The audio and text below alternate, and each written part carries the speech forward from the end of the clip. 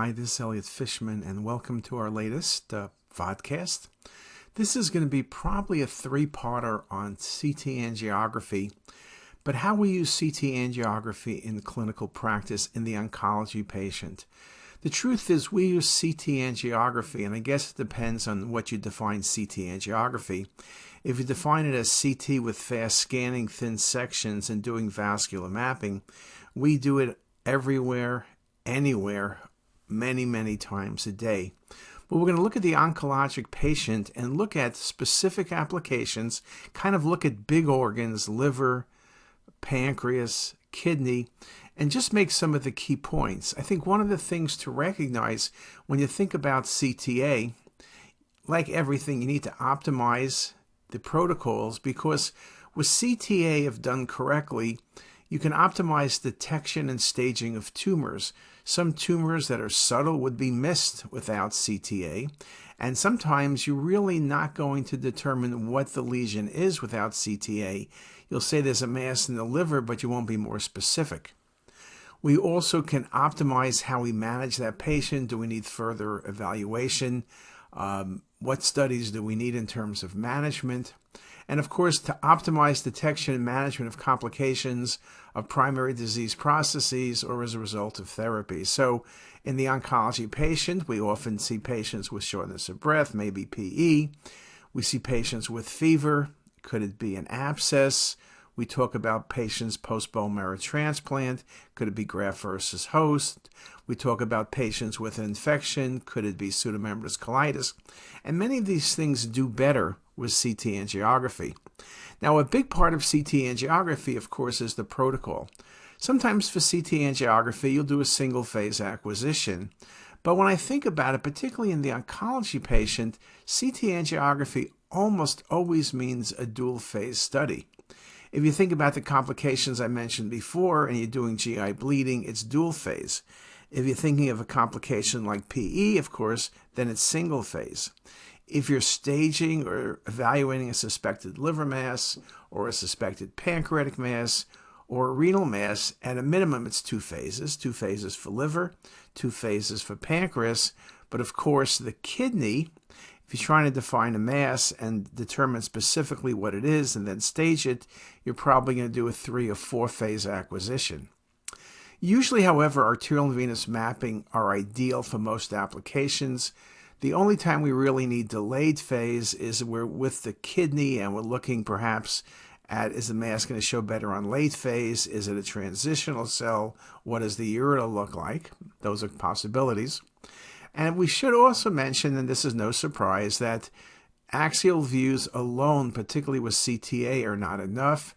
MPRs are better, but really 3D imaging, even if you have very simple capabilities, you just do MIP imaging, it is very valuable. But if you're able to do more than that, do cinematic rendering, which is a form of volume rendering, or just do volume rendering, that'll be really good. Now, we've published a lot, and we've discussed in many of our other talks some of the advantages of CTA with dual phase.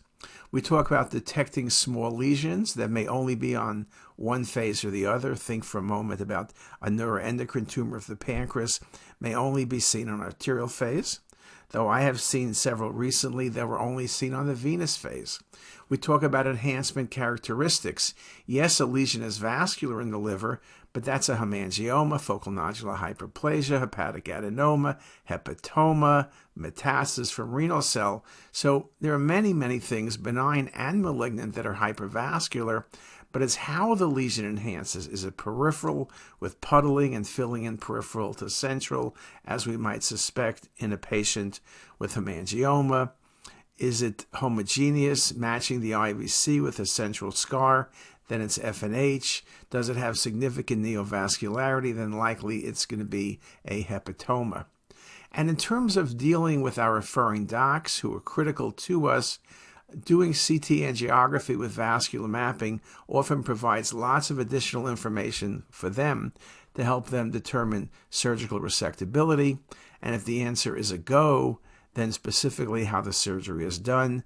Decisions such as open laparoscopic surgery versus simply laparoscopic surgery become an important criteria.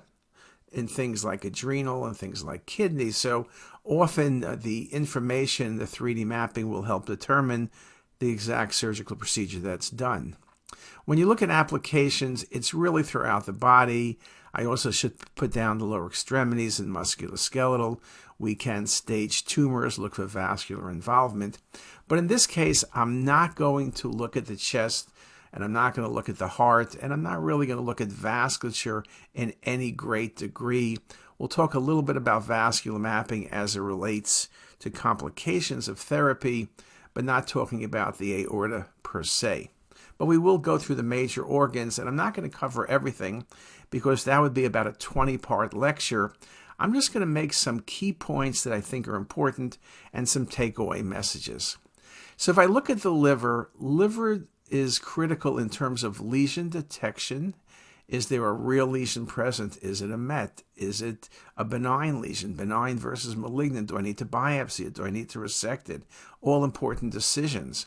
Classification and identification is critical, and I think when you do CT correctly, using CT angiography, you can answer the question most of the time. But if you can't answer it, what do I need to do? Should I go directly to biopsy? Perhaps I can do an MR.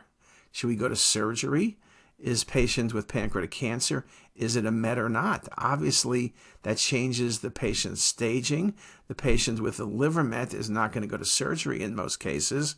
If they don't have a liver met and they have a smaller tumor or a tumor that responds to therapy, then they're going to be going to surgery.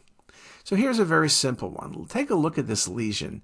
You see it's a lesion that has peripheral puddling, and there's some perfusion changes in the liver around it.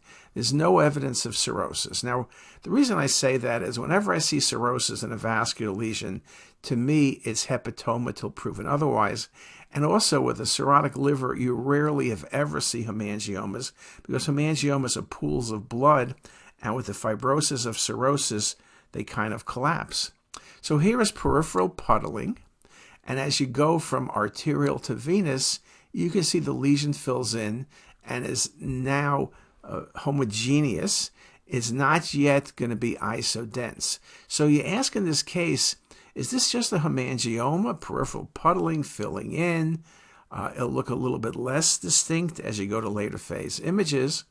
There's no neovascularity going to the lesion. You can see it very nicely on the MIP or volume rendering or here on the cinematic rendering. You also see perfusion around the lesion. Now, usually I make the comment that when I see perfusion around a lesion or perfusion changes, I always worry about malignancy, and I always do, but with vascular lesions like hemangioma, you also can get that peripheral and that puddling or enhancement. And here is just some more cinematic rendered views, nicely showing you the branch off the hepatic artery going right to the lesion, and that was a hemangioma. What about this case? Well, here the first thing you notice, the liver is cirrhotic. The second thing is, unlike the last case where the lesion had peripheral puddling, here the entire lesion is filled in at the arterial phase.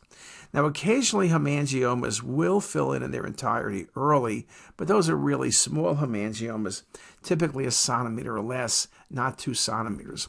When I see a lesion that's homogeneously enhancing like this on arterial phase, I really don't feel comfortable calling it a hemangioma.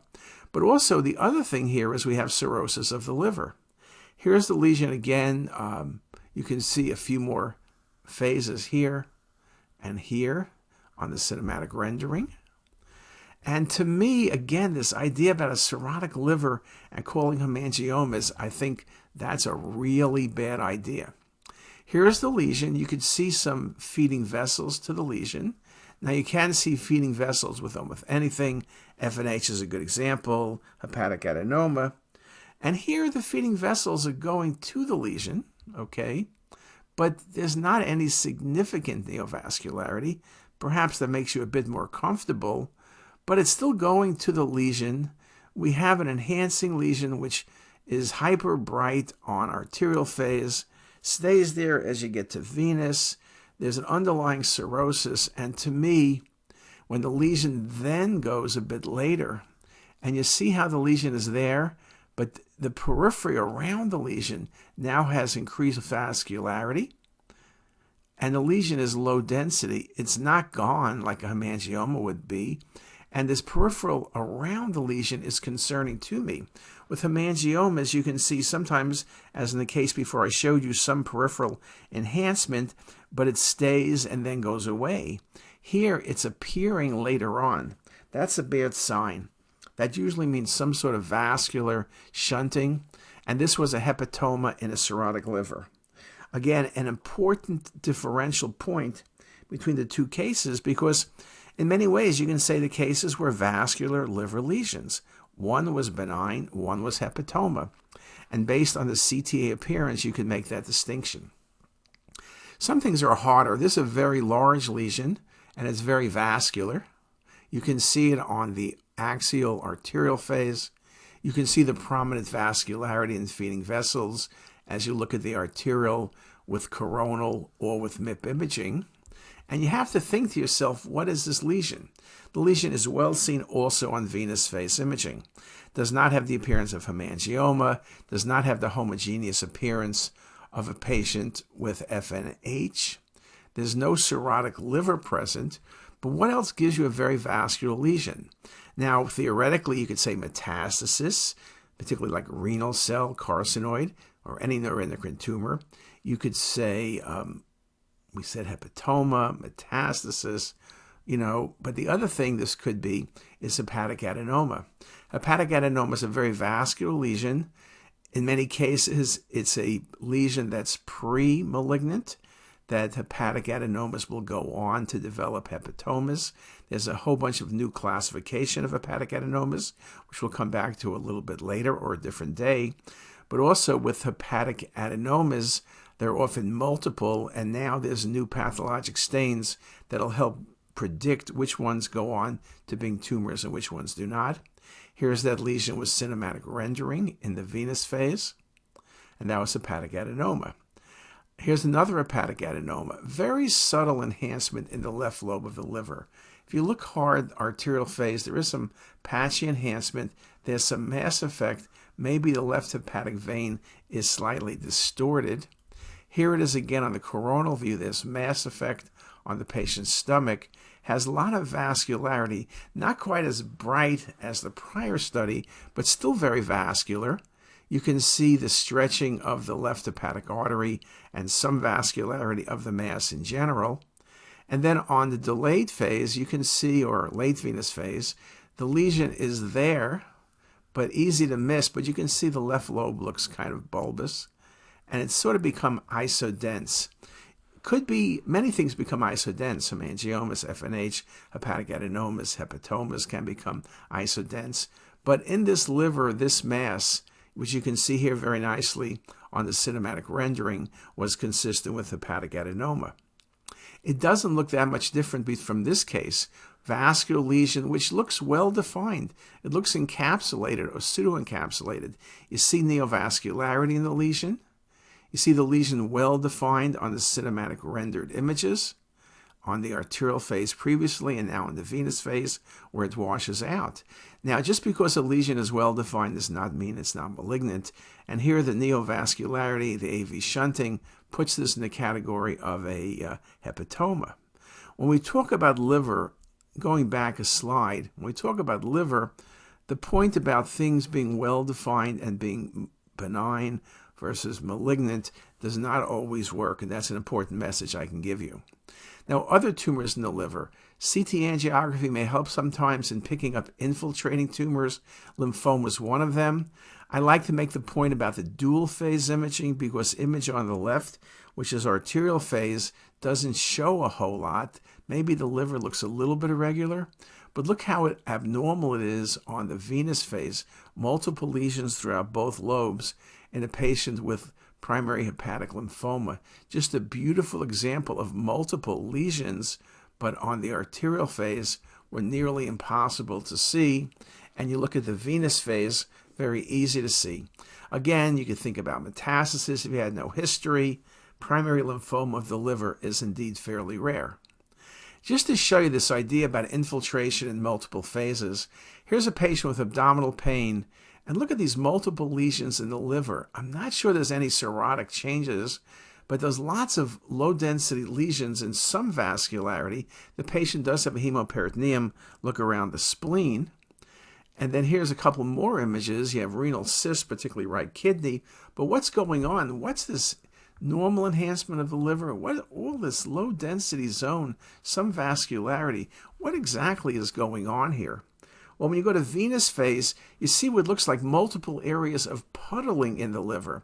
At first glance, you say, could this be hemangiomas? And that's a thought, but it doesn't really have the look of hemangiomas. Could this be AV malformations? I don't see large vessels, which you need to see both on the arterial and venous side with AV malformations. And what is all this puddling? The patient had no history of malignancy. It doesn't really have the look of metastasis. Could it be just angiomatosis? Something really strange like that. The patient was relatively young, had no history of malignancy. You push here, everybody's push was toward a benign lesion, though no one was really sure. This patient presented with hemoperitoneum. That always makes you worry about hepatoma, hepatic adenoma, something like that, though we know that hemangiomas could bleed, AVMs could bleed, HHT disease, you can have bleeding. But what are all these multiple lesions, which are all bleeding basically on the patient's venous phase? Eventually, no one could quite figure it out. The patient kept bleeding. We did what needs to be done, which was a biopsy. This came back a primary angiosarcoma of the liver. I've seen a few angiosarcomas related to thorotrast and other agents. They can be both in the liver and the spleen, goes to RE cells. But a primary angiosarcoma of the liver in a patient with no exposure history, no history of much of anything, and a very unusual appearance. Most of the angiosarcs I've seen are in irregular livers with cirrhosis and have prominent vascularity, particularly on the arterial phase. Here, the arterial phase gave you a geographic appearance, but did not give you anything else. Very, very unusual case. Here's some of the 3D maps again. Portal vein and SMV are patent. Just a really unusual case of an angiosarcoma. Okay, that was the liver. So you can see, and I only covered a little bit, but the point is that with CT angiography, vascular mapping helps us detect lesions even when they're small and can be used to predict precisely what the lesion is, though sometimes it is going to be very difficult.